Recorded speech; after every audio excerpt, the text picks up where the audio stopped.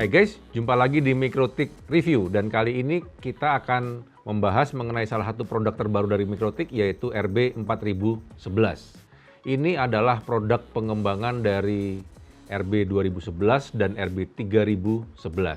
Apa bedanya? Kita akan bahas sesaat lagi, tapi sebelumnya untuk teman-teman yang belum subscribe, jangan lupa untuk subscribe terlebih dahulu di channel ini dan juga jangan lupa untuk klik lonceng karena teman-teman akan mendapatkan notifikasi pada saat kami mengupload video yang terbaru.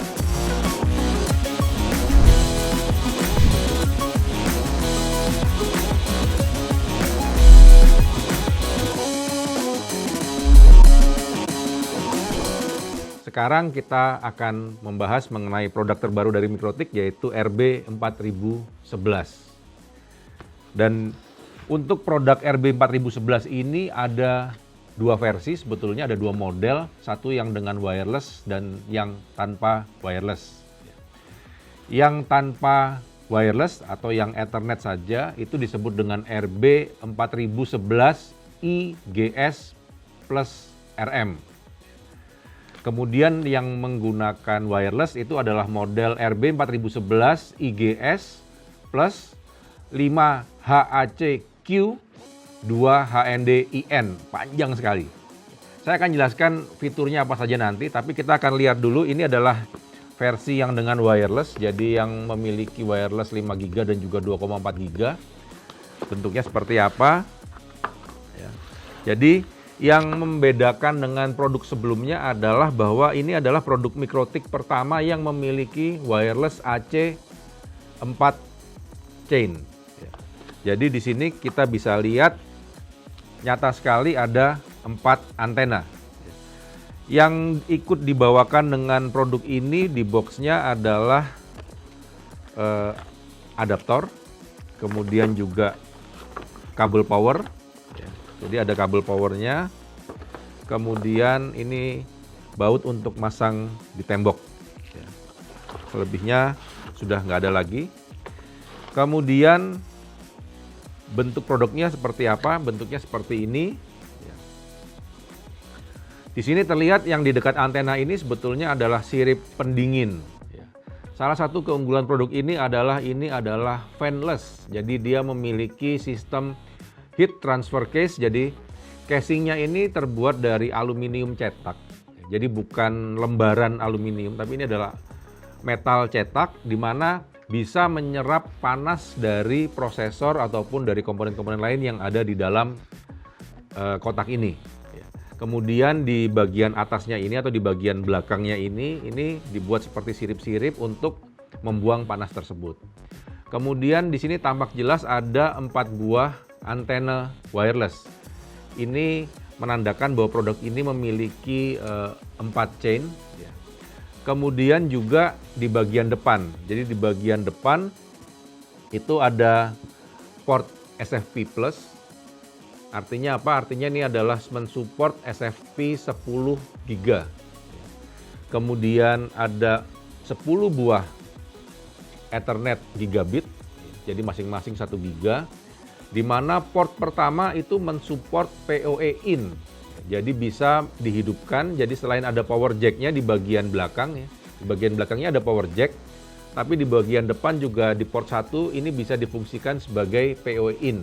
Di mana bisa menerima voltage cukup lebar, jadi dari 18 hingga 57 volt pasif PoE. Kemudian kalau untuk power jack-nya bisa menerima dari 12 volt hingga 57 volt. Jadi sangat lebar sehingga hampir semua jenis adaptor yang sebelumnya dikeluarkan Mikrotik bisa kita gunakan juga untuk menghidupkan perangkat ini. Nah, kemudian dari sisi prosesornya, produk ini memiliki prosesor yang sama dengan RB1100AH X4 atau DX4. Itu adalah prosesor quad-core Cortex A15 atau juga model detailnya adalah 4-core AL21400 yang speednya 1,4 GHz. Meskipun memang prosesor ini masih 32 bit. Selain itu, perangkat ini juga dilengkapi dengan hardware acceleration. Jadi perangkat ini memiliki IPsec hardware acceleration. Jadi untuk fitur-fitur yang menggunakan IPsec tentu bisa lebih cepat lagi. Kemudian kapasitas memorinya, RAM-nya adalah 1 GB. Ya. Jadi ada 1 GB RAM bawaan di sini. Dan kemudian untuk storage-nya, produk ini memiliki storage yang sudah terpasang, yang sudah built-in di sini sebesar 512 MB. Nah, kemudian apalagi yang bisa kita lihat dari perangkat ini di bagian belakang, jadi selain power jack juga ada ini kabel serial tapi bentuknya yang Ethernet. Ya. Selain itu, secara hardware, produk ini juga memiliki sensor voltage dan sensor suhu. Jadi kalau di Winbox, kita bisa melihat suhu dari PCB perangkat ini. Kemudian juga tentu saja bisa melihat voltage-nya. Kita bisa melihat apakah jack-nya itu bisa menghasilkan power yang cukup untuk menghidupkan perangkat ini. Ini banyak terpakai kalau nanti kita menggunakan baterai sebetulnya. Jadi kita bisa lihat apakah misalnya aki kita sudah kapasitasnya mendekati minim atau masih full. Kemudian untuk wireless-nya, yang menarik adalah perangkat ini memiliki dua buah interface wireless, yang satu 5 GB, satunya 2,4, di mana yang 5 GB sudah memiliki 4 chain. Kami melakukan tes untuk interface wireless 5 GB ini. Untuk saat ini memang masih tidak bisa untuk memanfaatkan channel width 160 MHz. Jadi yang masih bisa dimanfaatkan baru yang 80 MHz. Secara teoritis kalau kita bisa memanfaatkan 160 MHz channel width itu kita bisa mendapatkan bandwidth 1,7 gigabit per second. Tapi karena kita baru bisa memanfaatkan separuhnya 80 channel width, kita di bandwidth test yang kami lakukan, kami baru dapat bandwidth sebesar sekitar 600 sampai 700 Mbps. Mungkin nanti dengan adanya upgrade software, perangkat ini mampu melewatkan traffic wireless yang lebih besar lagi. Sedangkan untuk interface 2,4-nya, 2,4-nya memang sebetulnya bukan built-in pada PCB board-nya. Tapi itu adalah interface tambahan yang memang sudah terpasang, jadi nggak perlu beli lagi, dengan bentuk mini PCIe. Seperti perangkat wireless yang lain, ini adalah perangkat 2,4 bisa BGN. Selain yang mode wireless, kalau tadi ini yang mode wireless, ada juga satu lagi yang mode tanpa wireless. Semuanya sama kecuali soal wirelessnya. Jadi di sini tidak ada antenanya, secara bawaan tidak ada antenanya. Tetapi model yang ini keunggulannya adalah bisa kita pasang pada rack. Karena apa? Karena juga disediakan bawaan untuk holder untuk dipasang pada rack mount ya. Jadi bisa kita pasang perangkat ini untuk rack mount ya, seperti ini. Ada dua, kiri dan kanan sudah dibawakan. Kemudian juga sama-sama dengan yang versi wireless memiliki port SFP+. Port ini speed maksimumnya adalah 10 gigabit per second.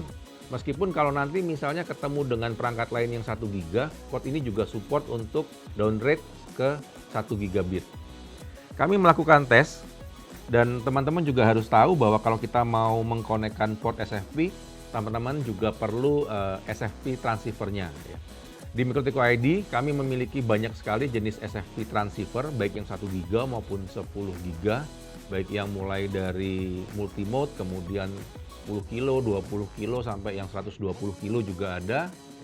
Termasuk produk ini juga bisa kita gunakan sebetulnya kabel direct connect ya. Ini kabel AOC, jadi kabelnya masih kabel fiber, cuma dia sudah terpasang pada transceivernya.